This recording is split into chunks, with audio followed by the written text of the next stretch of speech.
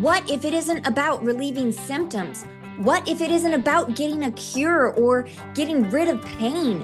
What if chiropractic is actually about achieving your own potential for wellness, whatever that looks like? That's what we talk about on this episode. I'm Jenna Quinton, founder of Adjust Your Media and chiropractic advocate. And this episode might kind of blow your mind as we explore a whole different paradigm for looking at the definition of health. Today's guest on What Chiropractic Doesn't Cure, Stories of Innate, is Dr. Trent Scheidecker. He has a passion, not just for chiropractic, but also for mentoring and coaching students and chiropractors. And that was something that caught my ear, caught my eye when I met him at Mile High last year. He founded Chiro Way, which is a group of chiropractic offices, a franchise, in 2011. And I want to mention that the mission that they wrote out is to open the doors to the community so everyone can experience regular chiropractic care. And that fits so well with the mission of this podcast, which is to share more chiropractic stories. So we'll get into that in a minute, but thanks for being here, Dr. Trent. Thank you for having me. I love when I get the opportunity to connect with like-minded individuals. And I know that you and I are two peas in a pod because we appreciate the concept of sharing a message. And that's one of my core values is honesty and optimism. And let's jump right in. Perfect. I love that. I love that you mentioned core values. Every time that someone mentions that, it always stirs my ears up because I have found that so helpful to me as well. So let's get into a story. Tell us a chiropractic story. How did chiropractic support someone in their healing? Well, in order for me to answer that in the most logical sense, because I'm a logical chiropractor, I like to use deductive reasoning. And as much as my clinical approach, as much as my educational approach, I would ask you, who doesn't get supported in the healing process when under chiropractic care? I think it's a theory that we need to look at, that if someone is under chiropractic care, they're being supported, they're healing more efficiently. So my question would be, what are you using to judge this question on the supporting process, the healing process? Because if we're looking at symptomology, we're looking at disease, we're looking at any type of condition as an indicator for whether or not someone's being supported with our care, that's a pathogenic model that our profession is not moving towards. Our profession is actually in a salutogenic opportunity to promote chiropractic care regardless of their state of health condition, because we know chiropractic care, when appropriately applied, supports a healthier neurological system, which expresses more of the body's innate intelligence, innate forces. Therefore, anyone under chiropractic care is going to be in a higher quality of life. Yes. Amen. I see this in my family. I have 4 kids, and I think it was 3 summers ago. We get adjusted regularly, and then life happens and mommy gets distracted. And I often see the difference, not of how much better my children are doing under chiropractic care, but during those busy times when, for whatever reason, it falls off the calendar. And then I see the difference, like you're saying, of they were living a great life. We got distracted. And then what happened? So 3 summers ago, one of my children started having what I just didn't understand if it was behavioral, but he started pooping his pants a little bit. He was going into kindergarten. So he was like 6. And I was like, what is going up? Like, buddy, you've got to pause playing and go to the bathroom, And it continued for several weeks until I was really like, we can't send this kid to kindergarten. What are we going to do? Even that point of like, he was starting to stink a little bit all the time. And it was August. I don't know about other moms, but August, that beginning part of August, I'm just so busy. I'm trying to find, pencil boxes. Do your shoes fit? Do you have shoes? We haven't worn shoes all summer.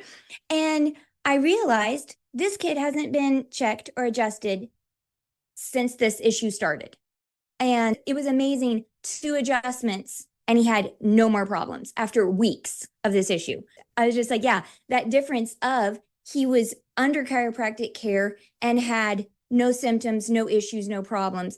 And that's where, we could see the difference of when we fell off. Yeah, in our profession, we look at it from a standpoint of a state of coherence, the awareness. And I don't know how old your son was at this time. I missed it if you share. What age did this occur at? 6, because he was going into kindergarten. Yeah, so I think the coherent model, without a doubt, begins at that early stage in life, and being aware of one's needs, abilities to be aware of the body itself is without a doubt a benefit of chiropractic care. We commonly refer to it as quality of life, and the indicator is that coherent state. And coherence is not talked enough about in our profession. And when you're operating in this chiropractic lens of, promoting chiropractic care for people of all ages and stages of well-being, regardless of their state of condition, now you can start analyzing what those outcomes are under chiropractic care, and you start stumbling upon great outcomes like coherence and what you were just saying, where one's aware that, hey, it's time to go to the bathroom. Yeah. Well, and even deeper, realizing that he was having leakage, I think because he was so constipated, he wouldn't just have a whole bowel movement. Correct. And then someone else, kind of like you said, in that coherence, I don't remember what pediatric chiropractor who I was talking to, but they said the sacrum is often where we put our fear. That's a center for fear. So if he's apprehensive emotionally, if he's having this emotional mental stress, it's probably being centered more in his digestive system. And that's probably where he's getting subluxated. So it all makes sense. And I was just like, wow, this is so much bigger. And it's when we have that full picture of the body that we can be able to understand wellness. 100%. It's a great story. Hopefully he's not too annoyed with me as he grows up that, like, Mom, what are you talking about? It's all right. It's part of being vulnerable, and being open is an opportunity for all of us to learn from. So he's just being a great educator in that process. It is amazing. And I love this aspect of, what would you really say is your definition of a healthy life and wellness? I've been writing about this today, and it is something that I think we struggle to kind of understand. In today's world, it's like, well, okay, you don't have diabetes. Okay, you don't have heart disease yet. You are a healthy person. But in your world, in your paradigm, what is health and wellness? What are we aiming towards? That's a great question. I wasn't ready for this one, but right off the top of my head, I was just coming off Sherman College of Chiropractic's Lyceum. And for those that have not been able to attend, that is the center of chiropractic education, center of chiropractic camaraderie, you name it, it's there. Spartanburg, South Carolina. Get there next year in May. Spent over 20 hours doing continuing education, listening to the brightest minds in the world in our profession. And one of the words that came up in IRAPS this year was locus of control. Have you heard of that? No, tell us more. Well, now we're going to dig in a little bit deeper. So your question was, what's my definition of health, correct? Yeah. My answer would be locus of control, like being in control, center of one's ability to manage their state of condition. Because when we look at the paradigm of health, health is different for everyone. If you're born into this world different than I am, why are we using a metric that puts all of these different scenarios into one quantum? Hey, this is where you should be when your state of condition is different than mine. So if you're born into this world of diabetes, your definition of health is ultimately different than my definition if I don't have diabetes. So let's move away from this inductive reasoning model that we've been forced to use in an educational model that isn't 100% accurate. Now, I use induction in practice. I use inductive reasoning throughout the day. But when you start asking big questions like, how do you communicate with people on outcomes of care? How do you communicate with people about defining health and well-being? It's different for everyone. And so if it is different for everyone, then we need to look at what makes the biggest impact in one's ability to maintain or move forward in a higher state of well-being or quality of life or health, however you define it. And that's them being aware and cognizant, and that coherence that we talked about. of being in control of their body, knowing when it's time to poop, knowing when it's time to keep pooping, knowing when it's time not to poop, knowing when it's time to eat food, when it's time to stop eating, when it's time to go to the chiropractor, when it's time to drink water, when it's time to stand up. All of this is the future of healthcare. You're already seeing it right now with technology and saying, hey, your heart rate, it's a little bit too high right now, or it's time to stand. You know, you get that little beat buzzer, hey, it's time to stand, you're sitting too long. That is already innately built inside of us. Our profession has been talking about it for over 100 years, and we've called it innate intelligence. It's not innate thought flashes. It is an intelligent state of being, and that state of awareness of being is, to me, the definition of health, being aware of one's own state, in my opinion. It's different. It's wholeness. Yes. That wholeness is different for everyone. And I love how inclusive that is, because I have a friend who was talking about health challenges that she had had, and she was getting frustrated with seeing models of what a healthy person should be or could be. And she said, that's just not my reality. She was like, I'm not going to be able to reach that. And I think you said it so perfectly. It is, what is our own potential? Coming back to this idea of story, that we each have our own story, and our own story has its own arc and plot and characters. And, you know, one book is not necessarily better than another. We love all of the stories and the potential of that person. So I love how you explain that. I do want to get more into stories, though.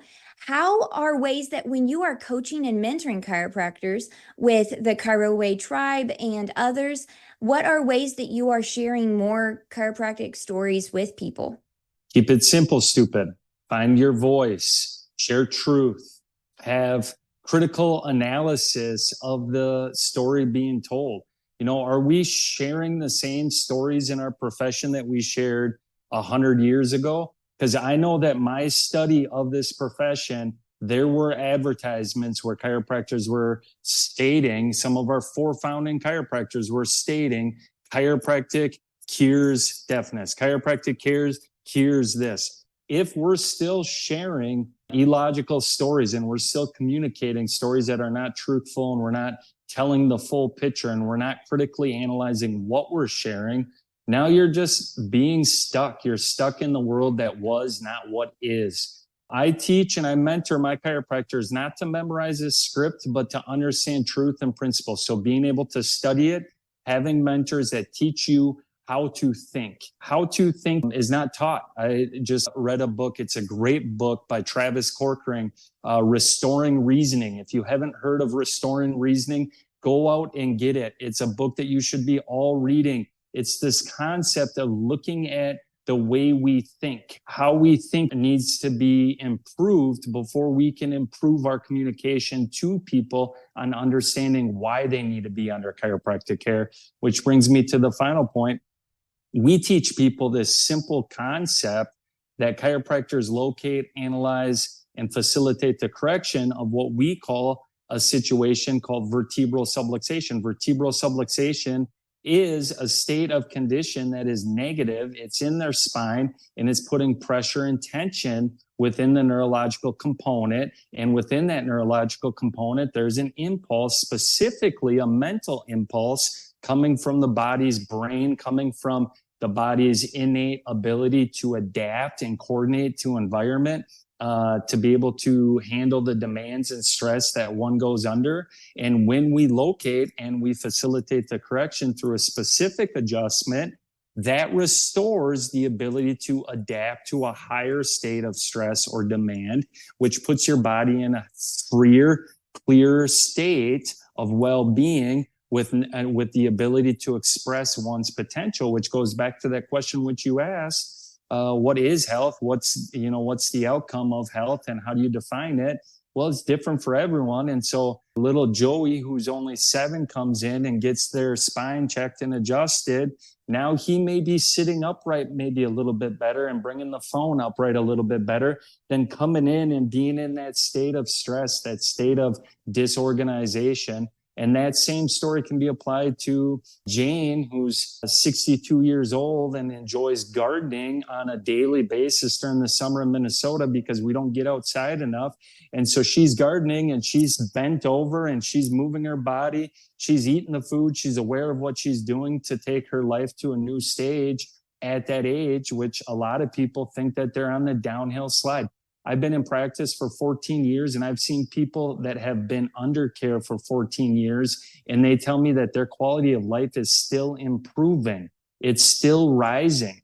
There is no glass ceiling to chiropractic care. People can continue to benefit. And for our ability to communicate that message, we need to keep it simple. We have to keep it simple. I love that. And I think that that is the mark of true leadership, whether it is as a doctor with patients, as a mentor with students, as a parent with our children. Like you said, a script only gets us so far.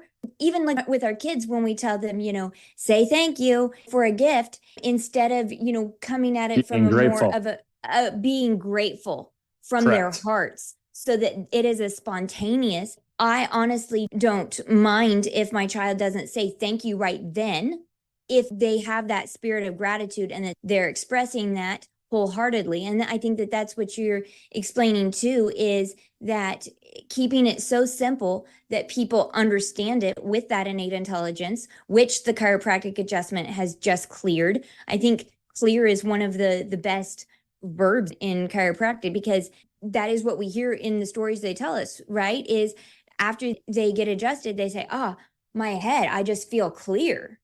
Coherence. Coherence. Locus I sit down control.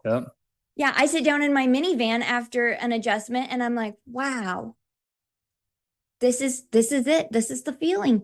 It's beautiful.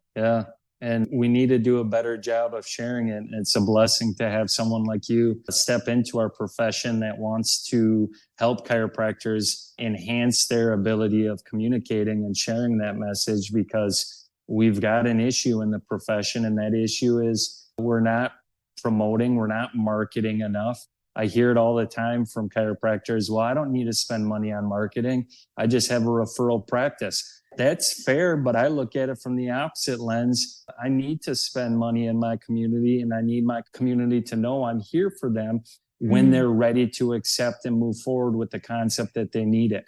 It's not necessarily on my timetable, but it's when they're ready. They need to know that I'm there. And the reason they need to know that we're here is it's a big deal. It is a big deal. Yes. And I think that that is a paradigm shift. And you explained it so beautifully, because yes, sometimes I think people, doctors see this direct line, Facebook, Instagram, and new patients. And that's the only thing that they see, or marketing campaign and new patients. And what I see is I see myself after I had my second baby. I see this mom hiding in her closet after being up all night with a baby. And people have heard me say this before, but she's hiding in that closet with her chocolate. She just wants 30 minutes before she has to go make dinner, and she's scrolling Instagram. She is. Yep. Are you going to show up for her there? Is she going to find you in between the inspirational coffee quotes and the recipes? Is she going to see a chiropractor and say, oh, that's me. That's my story. Yep. And then is she going to follow you? And like you said, not on our timetable, maybe she follows you for a couple years. Very well. And then when she comes in, she's all in. Yep. And we need more of that. Absolutely. So I appreciate what you do. Yeah. Well, I am going to put all of the links for folks to find a Chiro Away office near them. How many Chiro Away offices do you have? We are 13 open, but we have like 5 in the funnel right now in the works. So we're aiming for 20 this year, right around 20. We are primarily out of the Midwest, but we have a location in Dallas, Texas. We're in the early stages of opening one in the South. We are excited for any opportunity. If you're listening to this and you are a student or you are a DC and you are ready to move away from the current situation you're in and you're looking for ownership. All of our practices are owned, individually owned by chiropractors. We help support them in the marketing. We help support them in the social media. We help support in the strategy. I've been developing custom software for the past 14 years. We have our own electronic health record keeping system. You name it, we support the whole process. We also do practice management coaching, and it's all under the franchise umbrella Chiro Way, which is a true and tested name that people really appreciate, and they vibe well with it. As you know, in marketing and social media, you want something that sticks. You want something that is simple, people can relate to, and we feel confident that we have that. So we'd be grateful for any conversations that need to be had. Awesome. Yes. And what are the best ways for chiropractors to connect with you? You know, that's a great question. That's a scary question because it's tough to keep up with the emails. But I honestly, if you go to chiroway.com, there's a ton of opportunity to connect with us. We also have a franchise page, franchise.chiroway.com. I've also got a podcast out there as well called Today's Tick with Trent Scheidecker. I'm the lead instructor for advanced muscle palpation techniques. So we've got a few websites out there. All in all, if you really want to get a hold of me individually, my email is trent@chiroway.com. I don't mind sharing that with you. Feel free to reach out to me, send me an email, and just be patient on my follow-up time. Awesome. Yes, I'll put all of those links in the show notes and also the book that you mentioned so that we can all benefit from that. But thank you so much for your time. And thank you so much for all that you're doing for chiropractic and for chiropractors to support them. Thanks, Jenna. Likewise. Right back at you.